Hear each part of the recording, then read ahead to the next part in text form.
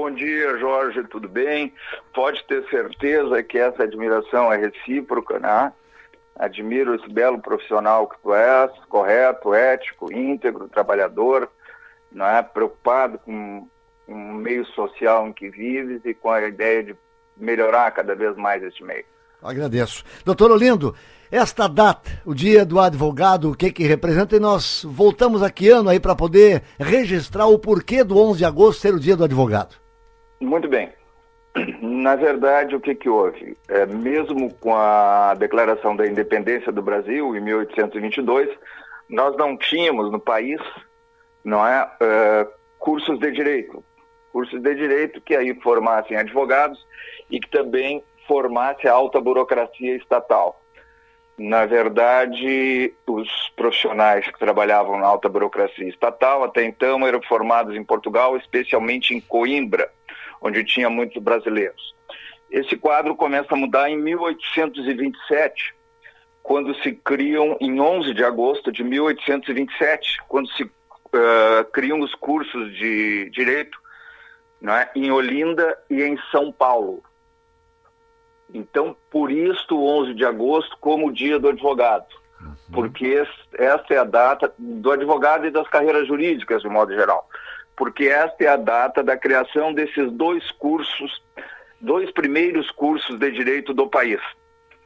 Né? Então, em termos de país, nós estamos falando em 1827. Sim. Aqui no estado, apenas em 1900, criou-se o curso de direito do que é hoje a URGS, né? Universidade Federal do Rio Grande do Sul. Sim. O segundo curso aqui do estado, o segundo curso de direito, em 1912 em Pelotas, que sempre teve uma tradição acadêmica muito forte, né? Então já desde aquela época. E a partir daí vem se desenvolvendo esses cursos de direito e tal. Hoje é uma constante no país todo, inclusive na nossa cidade, na nossa região. Certo? Alguns cultuam também o 19 de maio, que é o dia de São Ivo, que é considerado o padroeiro dos advogados. Mas a data forte mesmo para os advogados, a data histórica, a data considerada, é o 11 de agosto, que vem a ser hoje. Né? Então, esta é a ideia do 11 de agosto, como dia do advogado. Doutor Olindo, e qual é o papel do advogado na sociedade? E ele vem cumprindo com a sua missão, com os seus deveres como profissional que defende o direito? Eu penso que sim, Jorge. Eu penso que sim. Eu penso que historicamente vem cumprindo. Se tu pegares grandes nomes da República, grandes nomes do Estado aqui, tu vai ver uma enorme quantidade de advogados. Né? Me ocorre aqui de cabeça Getúlio Vargas, né? Que também era advogado e tal. Mas vários políticos, vários vultos, vamos dizer assim, da história brasileira, não é? São advogados. Me lembro agora do Dr. Sobral Pinto, né, já falecido, que dizia que a advocacia não é uma atividade para covardes. Acho que ele tinha razão, né? Como em muitas outras coisas. É uma profissão, é uma atividade que, a exemplo de todas as outras, vem se transformando, vem se reinventando. Sim. Né? Hoje há uma tendência que me parece cada vez maior de que se aposte em conciliação, em mediação, né, em aproximação das partes e não tanto na questão do litígio judicial, que continua existindo ainda, mas enfim, existem novas atividades que vão se agregando a ela, novos conhecimentos que vão se agregando à advocacia. Os processos hoje passam a ser eletrônicos, né? Isso precisa com que os escritórios e os profissionais tenham algum conhecimento, tenham algum substrato nessa área de informática, não é? Enfim, hoje, felizmente, há uma maior transparência até no andamento dos processos. Qualquer pessoa pode acessar o seu processo tendo o número através da internet e ver como está o andamento.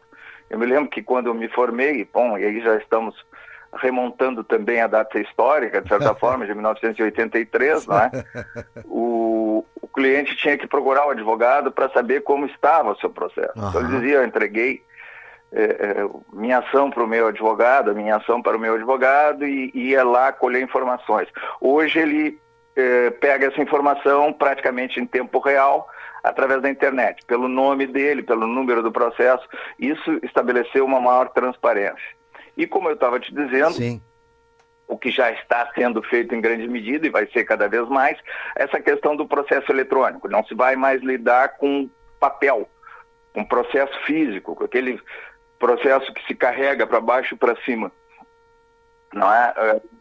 Outra grande novidade, que aí vai sendo antecipada também até por esse período de pandemia, não é?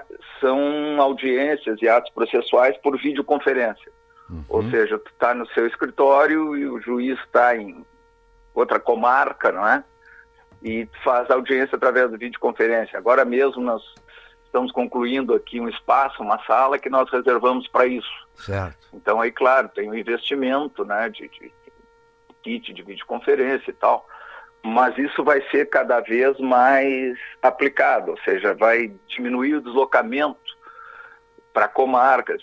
Ainda não vai ser totalmente aplicado, mas já em bom número de situações, como, por exemplo, tentativas de conciliações, audiências iniciais, isso tudo começa a ser feito através de videoconferências.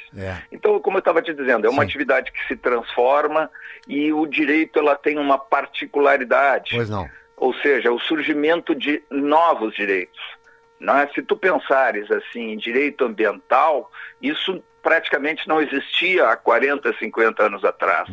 Direito do consumidor também não existia. O nosso Código de Defesa do Consumidor é de entrou em vigor em 1991. Sim. Né? Isso, para termos de direito, é muito pouco. Sim. Mas, enfim, são novos ramos do direito que vão se agregando àqueles mais tradicionais. Então é uma profissão que exige um estudo constante, que exige uma atualização constante e que vai evoluindo, vai modificando de acordo com a dinâmica da vida em sociedade. Porque com a mudança da vida em sociedade vão mudando os tipos de litígios e o tipo de exigência do profissional do direito. Então é um profissional que tem que estar sempre estudando. Aquilo que se sabia ontem já é diferente hoje e vai ser diferente amanhã. Então é um profissional que tem que estar estudando a vida inteira, né? Com certeza. É o negociador, é aquele que é capaz de solucionar conflitos, né, doutor? Eu acho que a expressão é muito feliz, viu? Acho que essa tua expressão é muito feliz. Eu sempre digo isso, que o advogado deve ser um solucionador de problemas. Exatamente. Há alguns que apostam justamente na criação de problemas, mas isso é uma pequena minoria que deve ser desprezada, inclusive estatisticamente. O advogado é isso, é um resolvedor de problemas, não é? E aí entra todo tipo de problema. Entra, por exemplo, na esfera civil, o sujeito precisa se divorciar, se precisa adotar um filho, não é? Se precisa reclamar um valor que lhe é devido,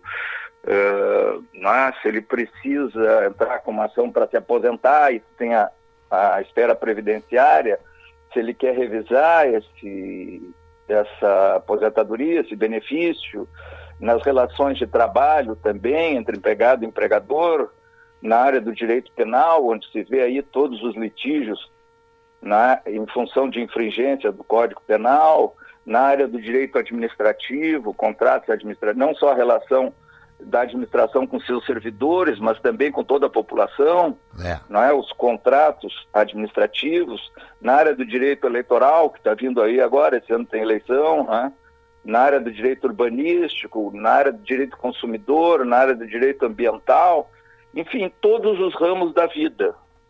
Em todos os ramos da vida tu vai ter uma vinculação ao profissional do direito. Claro. Se a gente for falar de perfil ou perfis, lembrando o amigo, por exemplo, que já revelou, eu não pedi o amigo, revelou, 1983, se formava e tinha um espelho, o seu pai, o doutor Alcindo, foi um renomado advogado e que eu até tive a oportunidade de vê-lo atuando em algumas situações, mas aí é motivado pela questão hereditária, quer dizer, meu pai é advogado, também quero ser, ou o perfil das pessoas que buscam a formação em direito, já com alguma vocação, doutor Olindo? Eu acho, vamos lá, a pergunta é muito complexa, embora pareça simples, é muito complexa. e muito inteligente, né? Como todas ou quase todas que tu me fazes, né, Jorge? Vamos lá. De um modo geral, eu acredito muito nisso de vocação. Não só para a área do direito, mas para qualquer profissional. Ele tem que se sentir vocacionado. Quando ele escolhe uma profissão, não é? Ele tem que abraçar aquilo como a causa da sua vida. É o que ele vai exercer o resto da vida. Então ele tem que se sentir vocacionado para aquilo. Ele tem que se sentir, vamos dizer, à vontade. Aquilo tem que ser algo que ele tenha prazer de sair de casa para fazer isso. Certo? Minha mulher, por exemplo, brinca comigo, diz que eu sou o único cara que gosta de segunda-feira. Né? É claro que tem uma certa ironia dela. Claro, né? claro. Mas, enfim, no meu caso específico, né, e aí eu tomo a liberdade de abordar isso, se tu fizesse a pergunta nesse sentido, Sim. Eu sempre tive a presença muito forte do meu pai na minha vida. Tá? Então, por exemplo, quando eu era criança, e aí eu estou falando aí de 7, 8 anos, eu vinha brincar no escritório do meu pai, que hoje é o meu escritório, né? Claro que hoje é o dobro do tamanho, vamos dizer, em termos físicos, né? Sim. Então eu sempre tive essa ligação muito forte, essa ligação familiar muito forte, essa influência do meu pai, essa admiração que eu sempre tive por ele. Claro que isso foi muito forte, claro que isso me influenciou muito. Né? E teve um episódio, acho que eu nunca contei isso para ninguém, muito significativo, né, na minha vida, quando ele, já doente, velho, me deu o anel de formatura dele. Aquilo foi entendido por mim e pelo Ivo, meu irmão, pela Maninha, minha irmã, como uma espécie de um ritual de passagem, Sim. Um rito de passagem. Sim. Então, algo que me deixou assim muito orgulhoso por um lado, mas muito ciente da minha responsabilidade por outro. E ele é um sujeito assim de uma força tão grande, vamos dizer assim, uma imagem tão grande. Meu pai morreu em 1995. Ele parou de trabalhar mais ou menos ali em 89. E até hoje se fala muito nele. Né? As pessoas vêm, me falam muito nele, os que conheceram, os que ouviram falar. Tanto que tu mesmo fizeste uma pergunta fazendo alusão a ele. Exato. Né? Eu não sei se, digamos, 30 anos depois de eu ter parado de trabalhar, de ter morrido, alguém vai falar em mim. Mas, enfim, não é essa a ideia também. Sim. Mas respondendo agora mais objetivamente a tua pergunta, no meu caso, as duas coisas. Uma forte influência, né, que eu tive. Meu pai até me sugeriu algumas vezes que eu fizesse medicina, porque ele queria ter um filho médico. Mas eu não tinha a menor ideia de seguir essa carreira. Sim. E também a vocação, que eu sempre me senti vocacionado para o direito. É o que me faz feliz. Eu devo a minha profissão não só a vida material que eu consigo ter, os bens materiais, mas também a satisfação de trabalhar nos momentos mais difíceis, assim, psicologicamente mais difíceis. Foi a minha profissão que me puxou para cima. E eu fico feliz pelo amigo não ter seguido a carreira médica, porque não teríamos um operador desta ciência que tem uma função importantíssima na sociedade. Eu agradeço não só pela sua disponibilidade em conversar conosco, mas pela confissão que o amigo faz aí, pela declaração que é tão particular, tão familiar, tão própria e que o amigo, com deferência aqui ao nosso programa, nos revela. Muito obrigado, doutor Olinto. Muito obrigado, Jorge. Um grande abraço para vocês da Rádio Gazeta, um grande abraço para toda a audiência de vocês. Bom dia.